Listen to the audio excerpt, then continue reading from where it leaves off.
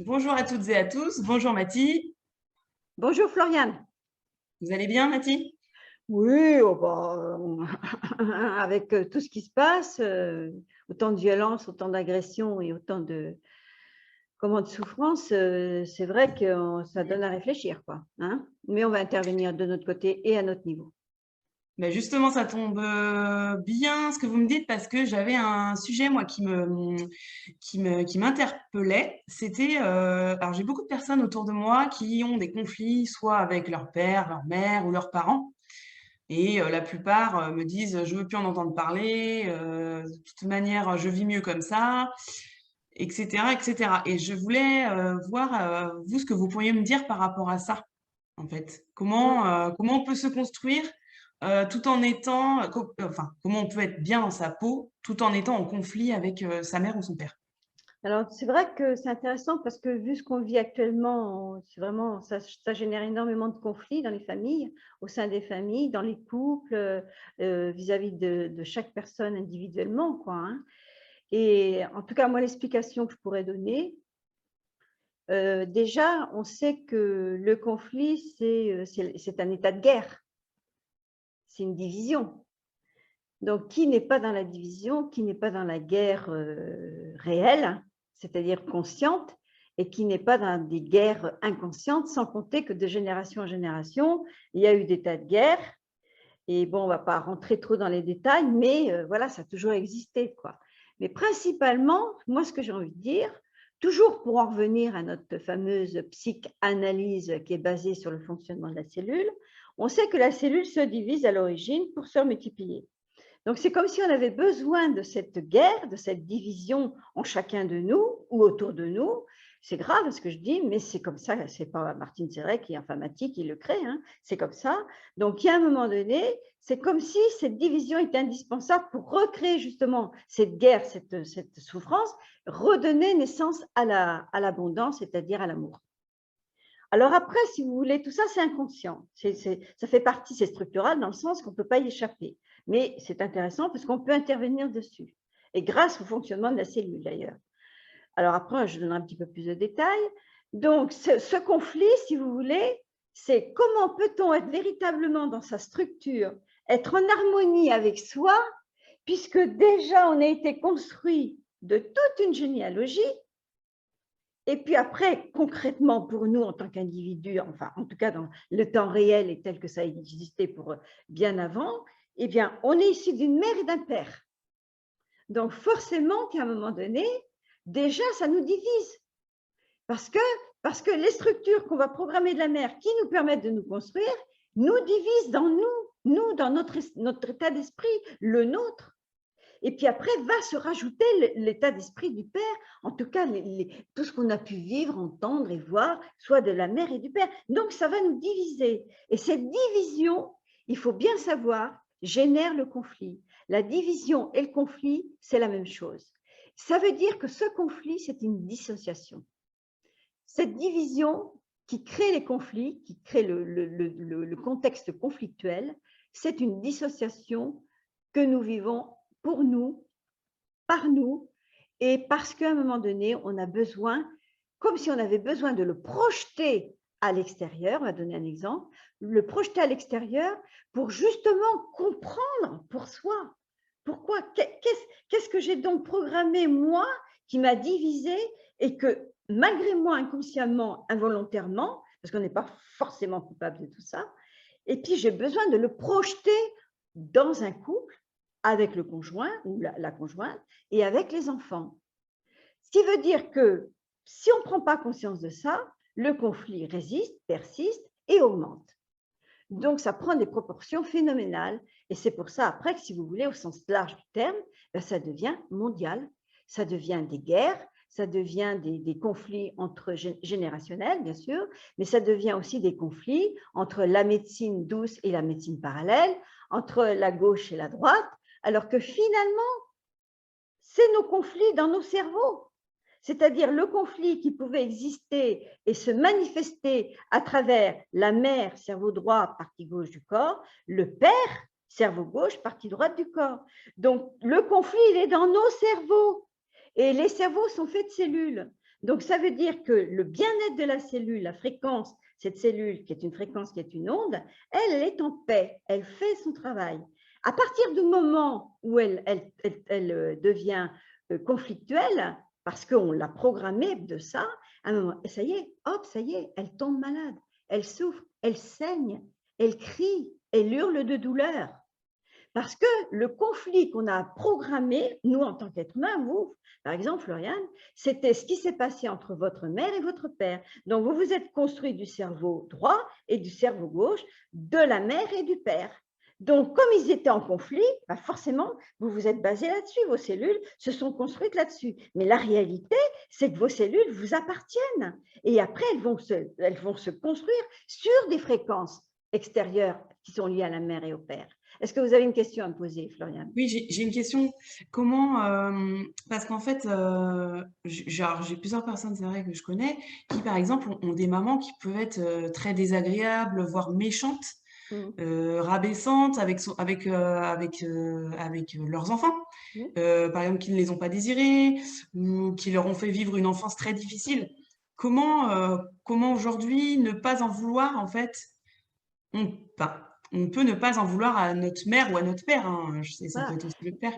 Ouais, je comprends la question. Si vous voulez, en fonction de ce que les parents eux-mêmes ont vécu, et ça depuis le début. Donc, si eux-mêmes n'ont pas été désirés, vous vous rendez compte du décalage entre l'absence du désir d'enfant, c'est-à-dire le rejet de l'enfant, et l'enfant qui est né et qui arrive et qui est vivant. Vous vous rendez compte, lui, dans le ventre de la mère, parce que tout se construit dans le ventre de maman, hein. Les fréquences, ça va générer les cerveaux, ça va les créer, hein. Ils vont être basés là-dessus, hein. Donc, la mère ne désire pas l'enfant pour des tas de raisons, sûrement parce qu'elle-même n'a pas été désirée, ou parce que c'est pas l'heure, c'est pas le jour, c'est pas le moment, c'est pas vraiment l'homme avec qui elle aurait voulu, hein, ou voilà. Donc, mais l'enfant, il existe, il est créé. Donc, imaginez un peu ce petit bébé là, il est vivant, mais la mère n'en veut pas. Donc, l'enfant sent ce décalage, sent cette attaque, c'est un viol, c'est hyper violent pour l'enfant. Donc, lui, il va programmer ça et en même temps, il va se construire, quoi. Mais parce que déjà, voilà, et son âme a sûrement sa fonction, c'est quand même qu'il existe et qu'il comprenne la raison de pourquoi il a choisi cette mère et ce père, enfin, en tout cas au niveau spirituel. Donc, le conflit, c'est si l'enfant dans le ventre programme qu'il est rejeté, lui, ça va faire un conflit avec l'existence de sa vie, parce qu'il existe. Et après, on va le reproduire dans notre vie. C'est-à-dire que, par exemple, une maman actuellement qui a un enfant et qui vit avec un homme et ce n'est pas le père de cet enfant, et que cet homme a des comportements assez violents, virulents vis-à-vis de cet enfant qui n'est pas le sien, oui, mais comment se fait-il que cette femme a eu cet enfant et qu'elle n'a pas gardé, qu'elle n'est pas restée avec cet homme? Déjà, on voit bien qu'il y a un conflit. Et puis après, on voit qu'elle vit avec un homme qui refuse cet enfant, en tout cas qui le rejette. Mais lui-même, a-t-il été admis? A-t-il été accepté? A-t-il été désiré par sa propre mère? Donc alors après, si vous voulez, comme on sait que le principe de la cellule, elle absorbe, elle est envahie et elle projette, donc forcément qu'on projette dans le corps, dans notre façon de penser, dans nos attitudes, nos habitudes, et puis à un moment donné, on va te projeter à l'extérieur. Donc, alors après, ben, ça continue. Et on appelle ça de l'hérédité. Mais non, ce n'est pas uniquement de l'hérédité. C'est informationnel, c'est vibratoire. C'est comme si c'était une première étape, un premier passage. On avait besoin de vivre ça pour justement le modifier, le changer et le transformer. Et c'est tout à fait ce qu'on vit actuellement. Hein, dans cette division qui est provoquée par ces gens de politique qui, à mon avis, pour être politicien, il faut être malade. Voilà, eh bien, il y a un moment donné, qu'ont-ils eux-mêmes vécu pour accepter de jouer ce rôle, pour accepter de faire souffrir autant de gens, pour accepter de faire mourir autant de gens? Et je n'ai pas envie de rentrer dans les détails, parce que là, vous le savez très bien, Floriane, on en a parlé un petit peu avant de commencer l'entretien. Eh bien, vous savez ce que je vous ai encore envoyé aujourd'hui comme vidéo concernant les enfants, les bébés. Donc, en fait, toutes ces réalités, si vous n'êtes pas bien assis, si vous n'êtes pas dégagé de votre mère et de votre père, en tout cas des structures qui vous ont divisé et en même temps qui vous ont permis de vous construire. Mais, eh bien, quand vous entendez, quand vous voyez tout ça, quand vous recevez cette division extérieure, Ben, si vous n'êtes pas au calme avec vous-même, avec vos structures, ben, ça vous divise, quoi. Donc, ça vous dissocie davantage. Donc, ça peut vous rendre agressif, violent, ou ça peut carrément vous laminer, quoi. Donc, le Et donc conflit, là, excusez-moi, le conflit entre mère et enfant, entre femme et homme, hein, mari et l'épouse, eh bien, c'est surtout parce que c'est quelque chose qu'on a programmé, qu'on ne connaît pas en nous et qui nous pousse à créer et à donner raison au conflit, à la guerre. après, je sais que vous m'avez souvent parlé, lorsque nous étions en entretien ensemble, du miroir. Oui, Alors, est-ce que ça peut aussi être, un enfant quand sa mère est agressive avec lui, est-ce que ça peut aussi être que l'enfant lui renvoie sa propre image à cette complètement. personne et qui l'énerve, en fait? Complètement. Ouais. C'est-à-dire que l'enfant lui-même, il a vu l'exemple de sa mère être ce qu'elle était et même du couple parental. Donc, alors après, c'est difficile, après, en tant qu'adolescent et adulte, d'envisager un couple si c'est un couple conflictuel. Donc, l'enfant, lui, comme il est programmé de sa mère et qu'il la voit et qu'il la regarde et qu'il l'écoute et qu'il voit ce qui se passe, ben forcément qu'il va renvoyer en miroir. Mais ce n'est pas forcément de la même façon, il n'est pas forcément agressif et violent. Mais s'il est agressif et violent, il n'est pas coupable. C'est l'agressivité et le côté violent de la mère, qui elle-même n'est pas coupable. Nulle personne, les pires des pires, Floriane, j'insiste encore pour le dire, les pires des pires, même ceux qui tuent les enfants et qui boivent leur sang, il y a un moment donné, mais qu'est-ce qui les a amenés à faire ça, quoi? Quelle est la structure programmée à l'origine qu'ils ne connaissent pas? Et c'est là que quand on les amène à tilter vraiment, à ressentir, le pire des criminels en prison, si vous ne lui rendez pas sa dignité d'être humain, ça lui enlève pas le fait de payer sa dette et de rester en prison. Mais s'il ne touche pas ce qu'il a programmé à un moment donné, ressenti et qu'il recherche à travers le crime, il récidive, il continue. Mais après, une fois qu'on a compris ça, on peut plus être dans le jugement. C'est même plus que comprendre, c'est Ouais. intérioriser, Intégrer. c'est ressentir à l'intérieur. Parce que la fréquence, la vibration n'avait pas été, comment dirais-je, anéantie, éliminée, parce que vous avez ressenti consciemment, quoi. Parce que la conscience est importante, le mental, prendre conscience, quoi, mais le ressenti doit s'associer à la conscience. Oui. Et là c'est la totalité de l'être humain, quoi. Et une fois qu'on a ressenti ça, on n'est plus, dans cette guerre, en fait, contre, je On n'a parle plus encore des envie. parents parce que c'est le sujet aujourd'hui. Mais, après comment la relation, elle peut évoluer, en fait, Justement, avec les si on comprend sa propre guerre, qu'on a programmée, qui nous a permis de nous construire en tant que parents ou en tant qu'enfants, eh bien, on sait cette fois-ci que quand la mère se met en colère, et si je me mets en colère, on sait que c'est sa souffrance, et on sait que sa colère, ce n'est pas la sienne, et on sait que la colère que je renvoie à ma mère, ce n'est pas la mienne, c'est la sienne, qui n'était pas la sienne. Alors, jusqu'où ça va durer, ce truc-là? Bon, eh bien, ça calme le jeu, quoi. ouais, ça Oh, calme. ça l'étouffe, vous savez, c'est comme un feu. Oui. On met de l'eau dessus, l'eau c'est le yin, c'est l'élément spirituel, Mmh. on met le feu, on éteint le feu, pardon, avec de l'eau, donc une dimension spirituelle. Donc c'est ça la dimension spirituelle, ça n'a rien à voir avec une religion. Oui, C'est oui, bien sûr. vraiment toucher les structures, D'accord. les dégommer, comme on dit. OK. Voilà. Bah, vous avez bien répondu à ma question. Je pense qu'on a fait le tour.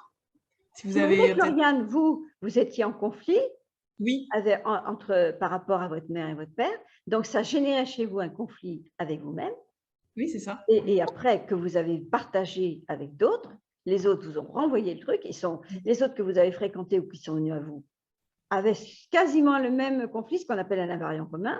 Donc forcément qu'à un moment donné, si vous voulez que, même si vous fréquentez quelqu'un d'autre qui a des conflits, et si vous continuez à fusionner avec cette personne, ben c'est la guerre. Alors que si vous comprenez vos conflits, réactualisés par la personne en face, ou que la personne en face veut venir vous titiller là-dedans, vous savez, vous, que c'est un conflit que vous ne voulez plus. Donc, Oui, ça y oui. est, c'est fini. Elle a beau gratter, gratter, gratter, elle va s'esquinter tous les ongles, elle va se ratiboiser tous les doigts, et puis ça ne vous atteindra pas. Par contre, ça ne vous empêchera pas de prendre des décisions. Et je dirais même que quand on est dans notre densité à ce point-là, quand on prend une décision, même si on met un petit peu de temps à la prendre, après, c'est terminé. On prendra une décision et la femme est très forte dans ce domaine-là, hein. Elle peut subir, supporter, être consciente, ne plus vouloir de cette division en elle, ne plus supporter la division de l'autre. Et si l'autre continue sa division, elle peut prendre une décision qui soit radicale. Oui, on est longue, mais on est patiente, mais une fois qu'on a pris une décision, oui. on ne revient plus en arrière. Voilà, la femme, elle est sexuellement, c'est une profondeur.